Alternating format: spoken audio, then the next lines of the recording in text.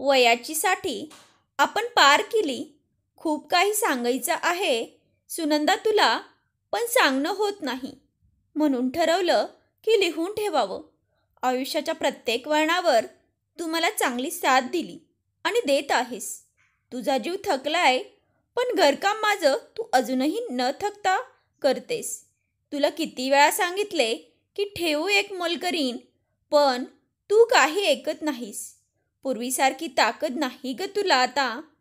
पूर्वी कशी तू घरकाम मुलांचं करून कामावर जायची, परत येऊन मुलांचा अभ्यास जेवण बनवायची. कधी तू माझ्याकडे कसलीच तक्रार केली नाही. आपली मुलं मोठी झाली. आपला तुषार इंजिनियर झाला. आपल्या संसारातही बेंगलोरला स्थायिक झाला. आपली विशाखा तीही आपल्या संसारात रमली आहे.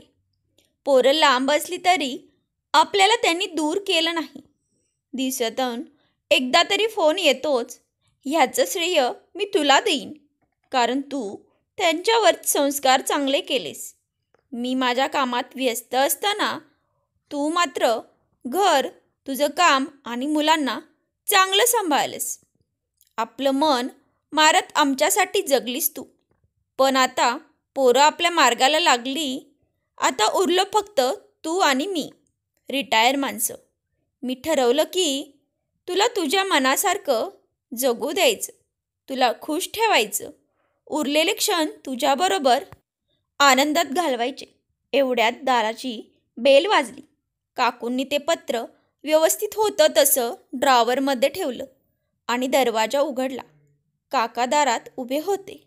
काकूंच्या पाणवलेल्या डोळ्याकडे पाहून काकांनी विचारले, का गं, तुझे डोळे का भरलेले? काही नाही, मगाशी कांदा कापला म्हणून. बरं हे बघ, तुझ्यासाठी आईस्क्रीम आणलंय, लवकर खा, नाहीतर वितळून जाईल.